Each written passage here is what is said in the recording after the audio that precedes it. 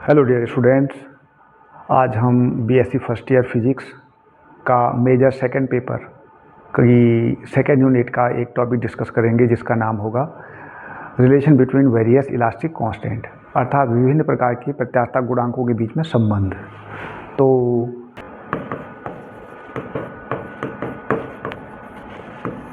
प्यारे बच्चों, प्रत्यास्थता में या इलास्टिसिटी में सबसे पहले जो इम्पोर्टेंट एक लॉ है उसको बोलते हैं हुक्स लॉ बोलते हैं। ये बोलता है कि जो स्ट्रेस होता है is directly proportional to strain, ठीक है। यानी जो प्रतिबल होता है ये डायरेक्टली प्रोपोर्शनल होता है किसके? विकृति के। ये होता है। तो जो ये समानुपाती का साइन है यहाँ पर प्रोपोर्शनल का सिंबल, जब ये हटेगा तब ये बन जाएगा प्रतिबल इक्वल टू ई। ई एक नियतांक आ जाएगा जिसको प्रत्यास्थता गुणांक बोलते हैं, इंटू में क्या हो जाएगा? विकृति। ये अब इसको हम क्या लिख सकते हैं? ई इक्वल टू हो जाएगा यहाँ से प्रतिबल बटे विकृति।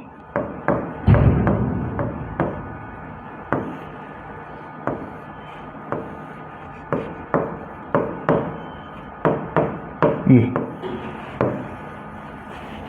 जिसको अगर हम इंग्लिश में लिखना चाहेंगे तो E इज इक्वल टू हो जाएगा स्ट्रेस अपॉन में स्ट्रेन। ये अब क्योंकि प्यारे बच्चों ये जो स्ट्रेस होता है वह 3 प्रकार का होता है, स्ट्रेन भी 3 प्रकार का होता है। तो अगर उन तीनों के अलग अलग कॉम्बिनेशन ले लेंगे तो ये प्रत्यास्थता गुणांक E के भी कई प्रकार के हो जाएंगे, 3 प्रकार हो जाएंगे। देखिए मैंने आपको बताया था E is equal to stress upon में स्ट्रेन, ये बताया था।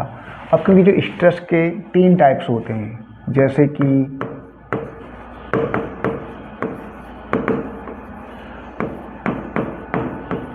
लॉन्गिट्यूडनल स्ट्रेस होता है, दूसरा जो स्ट्रेस होता है उसको बोलते हैं नॉर्मल स्ट्रेस, और जो तीसरा स्ट्रेस होता है उसको बोलते हैं टेंजेंशियल स्ट्रेस।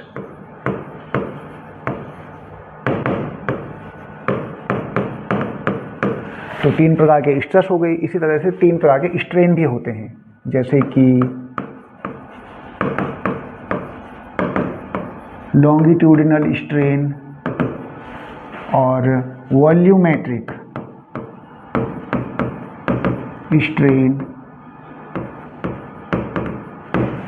और शियर स्ट्रेन। तो 3 प्रकार के स्ट्रेस हो गए, 3 प्रकार के स्ट्रेन। अगर हम इनको कॉम्बिनेशन के रूप में ले लें, ये वाला स्ट्रेस और ये वाला स्ट्रेन, इस तरह से, जैसे स्ट्रेस अपॉन स्ट्रेन था ये ई था, तो अगर ये इसका टाइप अगर ले लें हम longitudinal stress upon longitudinal strain, तो इसको बोलते हैं वाई, इसको बोलते हैं यंग मॉडुलस। ये जो वाई जो लिखा है यहाँ पर इसको बोलते हैं क्या? Young's modulus.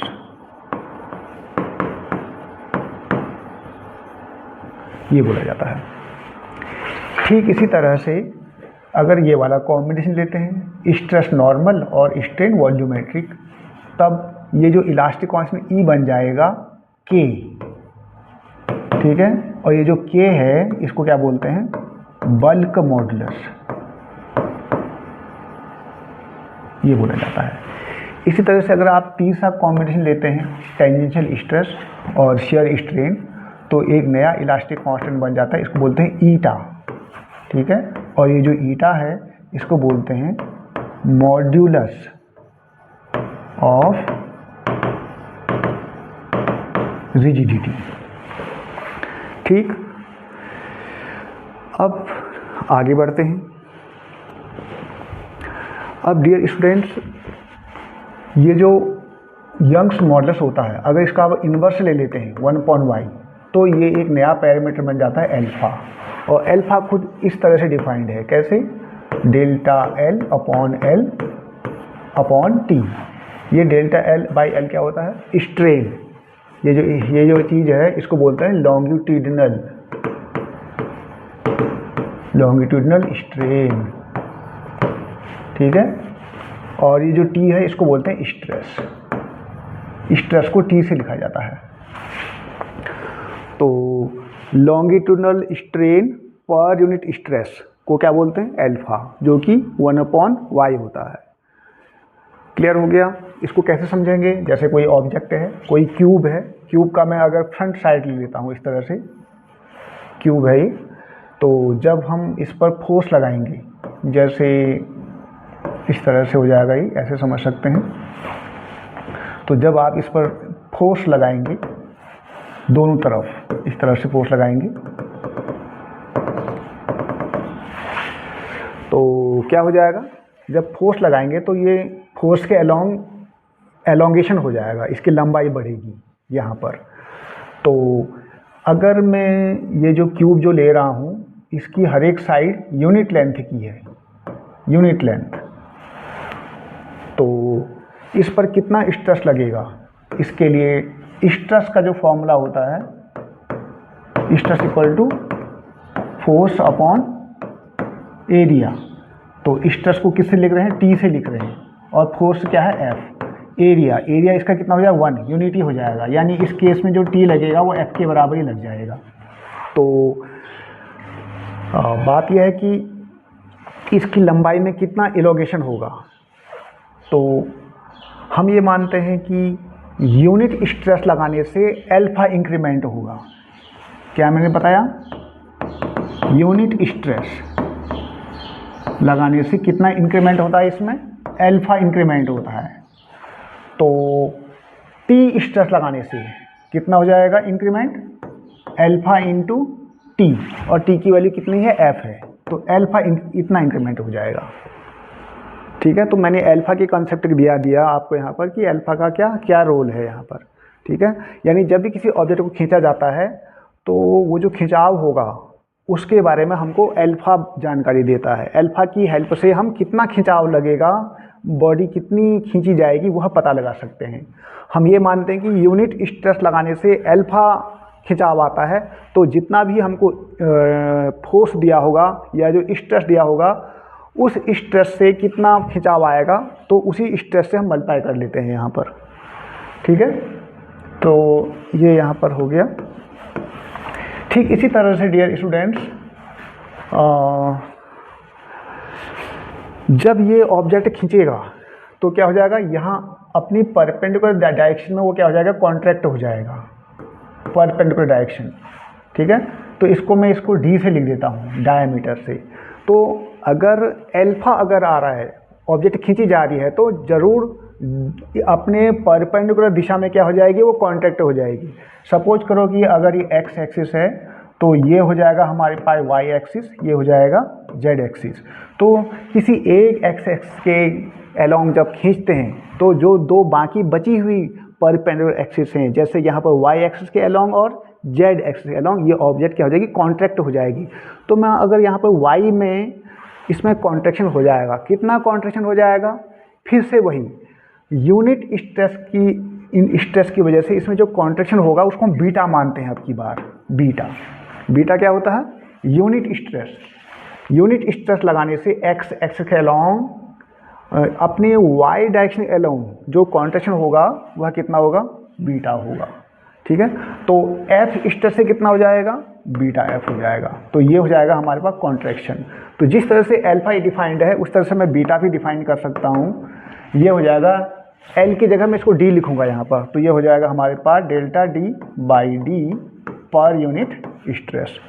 तो ये यहाँ पर क्या है? Lateral strain, delta D by D को बोलते हैं lateral strain per unit stress को क्या बोलते हैं? बीटा। तो यहाँ पर हमने दो पैरामीटर भी देखे, अल्फा और बीटा। डियर स्टूडेंट्स, अब हम जो इलास्टिक कांस्टेंट है उनके बीच में डिराइव करने से पहले अभी हमने आपको बताया कि हमारे दो पैरामीटर अल्फा भी मिल गया और बीटा मिल गया। डियर स्टूडेंट्स, होता क्या है कि जब इस बीटा को डिवाइड कर देते हैं हम अल्फा से, तो एक नया ये पैरामीटर या एक नया इलास्टिक कांस्टेंट बन जाता है, इसको सिग्मा बोलते हैं। ठीक है, और इसको बोलते हैं पॉइजन रेशियो।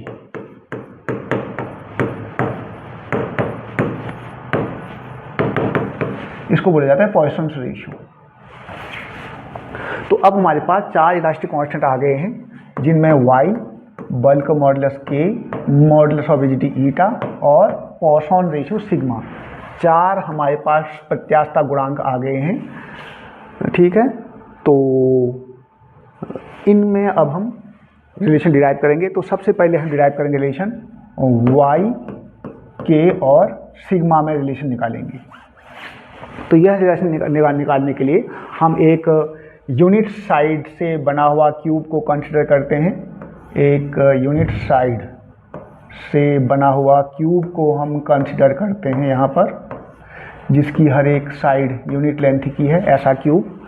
तो इसमें हम फोर्स लगाते हैं दोनों अपोजिट साइड में, हर एक एक्सिस के अलोंग, हर एक एक्सिस के अलोंग हम फोर्स लगाते हैं। जेड एक्सिस में भी फोर्स लगाया जाएगा, बैक साइड में भी ऐसे चला जाएगा जेड एक्सिस में। ये इस तरह से इस ऑब्जेक्ट में, इस क्यूब में हम लोग हर फेस में आउटवर्ड फोर्स लगा रहे हैं। स्टूडेंट्स, इस क्यूब के हर फेस में हमने आउटवर्ड फोर्स लगाया हुआ है, और हर फेस का एरिया कितना है? यूनिटी, क्योंकि हर फेस अपने आप में एक स्क्वायर है और इस स्क्वायर की हर एक साइड की लेंथ 1 है, तो इस फेस का एरिया भी 1 हो जाएगा।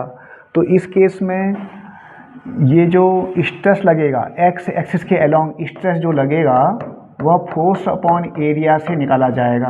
अब क्योंकि एरिया 1 है तो टी की वैल्यू क्या हो जाएगी?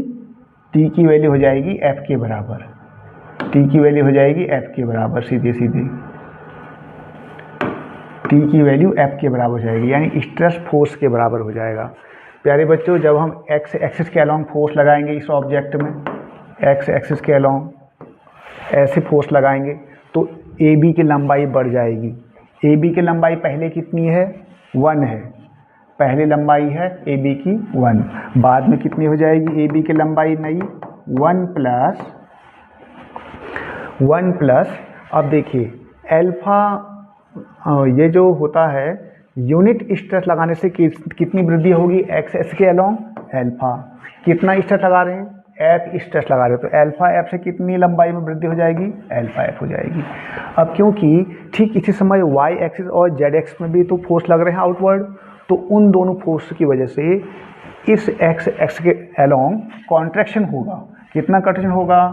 वाई एक्सिस के अलोंग स्ट्रेस लगाएंगे तो उसकी वजह से एक्स एक्सिस के अलोंग कॉन्ट्रैक्शन होगा। कितना होगा? वाई एक्सिस के अलोंग यूनिट स्ट्रेस लगाने से कितना कॉन्ट्रैक्शन होगा? बीटा कॉन्ट्रैक्शन होगा। कॉन्ट्रैक्शन होगा तो माइनस लगाएंगे यहाँ पर, ठीक है। तो यहाँ पर तो एफ स्ट्रेस से कितना कॉन्ट्रैक्शन हो जाएगा? बीटा एफ हो जाएगा। अब ठीक इसी तरह से जेड एक्सिस की भी क्या है? एक्स एक्सिस के परपेंडिकुलर में पड़ रहा है। तो जब हम जेड एक्सिस के अलोंग फोर्स लगाएंगे तो वह अपनी परपेंडिकुलर डायरेक्शन को क्या करेगा? कॉन्ट्रैक्ट करेगा।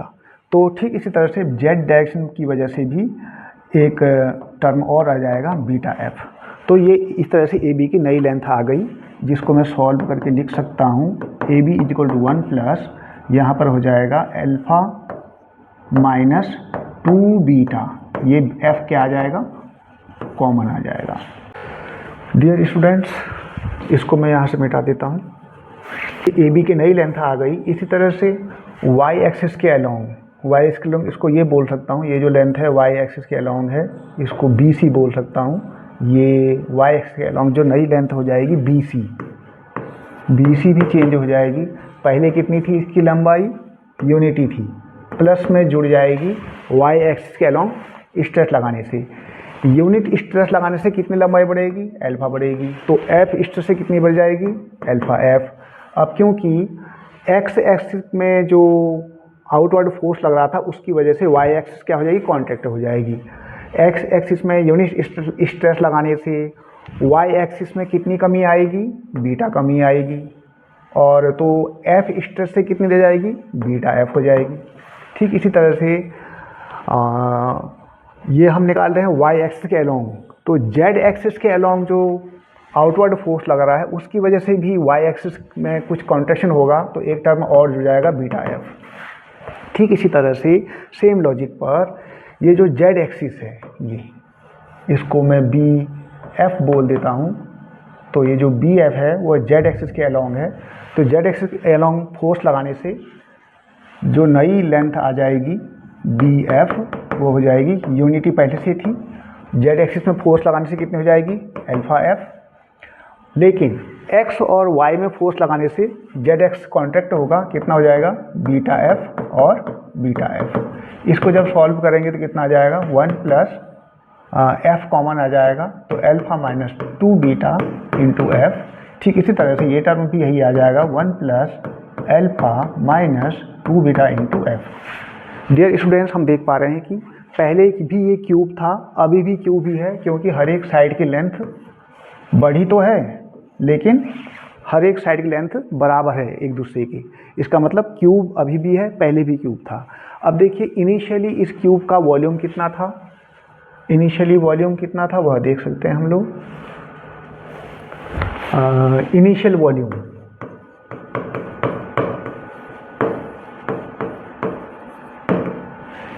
वॉल्यूम क्योंकि हर एक साइड की जो लेंथ थी वह यूनिटी थी, तो वह वॉल्यूम भी कितना आ जाएगा, वॉल्यूम इनिशियल वॉल्यूम 1 वह भी कितना था, यूनिट था। ठीक है, यूनिट। ओके, इसी तरह से अब हम फाइनल वॉल्यूम निकालते हैं। फाइनल वॉल्यूम को हम लिख सकते हैं वॉल्यूम 2, वह कितना हो जाएगा A B into B C into B F. हमको पता है कि ए बी की जो लेंथ आई थी वो आई थी 1 प्लस अल्फा माइनस 2 बीटा। ठीक है, इंटू में कितनी आई थी एफ, इंटू में सेम ये भी लेंथ यही थी 1 plus alpha minus 2 beta into F, और इंटू में लिखेंगे 1 plus alpha minus 2 beta into F. इसको जब सॉल्व करेंगे तो ये आ जाएगा 1 plus F into alpha minus 2 beta का होल क्यूब। डियर स्टूडेंट्स, इसमें जो अल्फा और बीटा हैं ये पैरामीटर हैं, इनके बारे में हमने आपको बता रखा है पहले से ही। तो क्योंकि इनकी वैल्यू बहुत ही कम है तो इस केस में हम इसको पूरा एक्सपेंड करने के बजाय सीधे बाइनोमियल थ्योरम लगा करके इसको सॉल्व कर लेंगे। बाइनोमियल थ्योरम जब लगाएंगे तो जो 3 है वो यहाँ मल्टीप्लाई हो जाएगा और ये आ जाएगा 1 plus 3f into alpha minus 2 beta. ये आ गया हमारे पास फाइनल वॉल्यूम। अब यहीं पर हम क्या निकाल सकते हैं, वॉल्यूम में चेंज निकाल सकते हैं। Delta V equal to final जो वॉल्यूम है ये आया है 1 plus 3f into alpha minus 2 beta. में से इनिशियल वॉल्यूम को कम कर लेंगे, वो कितना था 1 था, ये कैंसिल आउट हो जाएंगे। इस तरह से डेल्टा वी की जो वैल्यू आ जाएगी 3f into alpha minus 2 beta आ गया हमारे पास।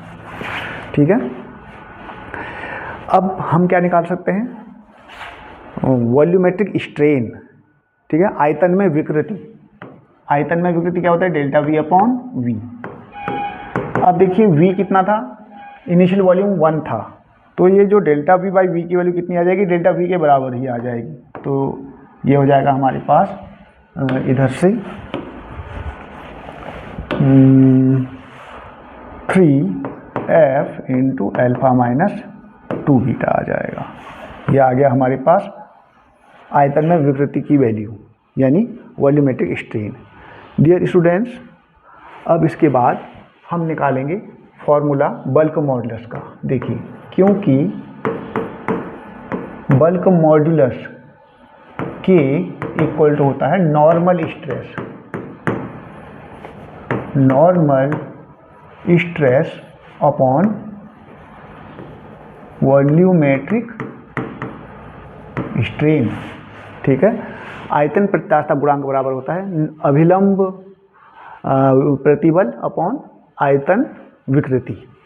तो इसको आगे बढ़ाएंगे तो K इक्वल टू हो जाएगा नॉर्मल स्ट्रेस, क्या होता है फॉर्मूला, फोर्स अपॉन एरिया, और वॉल्यूमेट्रिक स्ट्रेन, वॉल्यूमेट्रिक स्ट्रेन। अब हमारे केस में इनकी वैल्यू पुट करेंगे, फोर्स तो फोर्स रहेगा, अपॉन एरिया कितना आ जाएगा, क्योंकि यूनिट साइड का जो हमारे पास क्यूब था तो ये 1 आ जाएगा, डिवाइडेड वॉल्यूमेट्रिक स्ट्रेन। इसकी वैल्यू हमारे पास आई थी 3f into alpha minus 2 beta.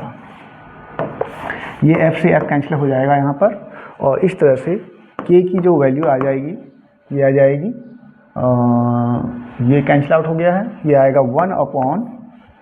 1/3 into alpha minus 2 beta. Dear students, क्या किया जा सकता है, यहाँ से अल्फ़ा को कॉमन लिया जा सकता है अपॉन में से, तो ये हो जाएगा 1 - 2 बीटा अपॉन अल्फ़ा। इस चीज़ को हम क्या कर सकते हैं, इस अल्फ़ा को ऊपर ले जा सकते हैं, 1/अल्फ़ा डिवाइडेड बाई कितना हो जाएगा 3 into 1 - 2 beta upon alpha. Dear students, इस तरह से हमारे पास k की जो वैल्यू आ गई है, ये आ गई है 1/अल्फ़ा upon 3 into 1 - 2 beta upon alpha. जैसा कि हम जानते हैं कि बीटा अपॉन अल्फ़ा को हम सिग्मा बोलते हैं, पॉइसन रेशियो, और 1/अल्फ़ा को हम बोलते हैं y, यंग्स मॉडुलस। इन दोनों वैल्यूज को अगर यहाँ पुट कर लेते हैं तो bulk modulus k equal to आ जाएगा y/3 इंटू 1 - 2 सिग्मा। इसके नीचे 1 कर रहे हैं, क्रॉस मल्टीप्लाई कर लेते हैं तो y इक्वल टू आ जाएगा 3k into 1 - 2 sigma. Dear students, इस तरह से ये हमारा पहला डेरिवेशन पूरा हुआ, जो कि विभिन्न प्रकार के प्रत्यास्थता गुणांकों जैसे कि Young's modulus y, bulk modulus k और पॉइसन रेशियो के बीच में संबंध बताता है। आई होप कि आपको समझ में आया होगा। नेक्स्ट क्लास में हम नेक्स्ट डेरिवेशन के साथ फिर से मिलते हैं। तब तक आप लोग पढ़ते रहें। ओके।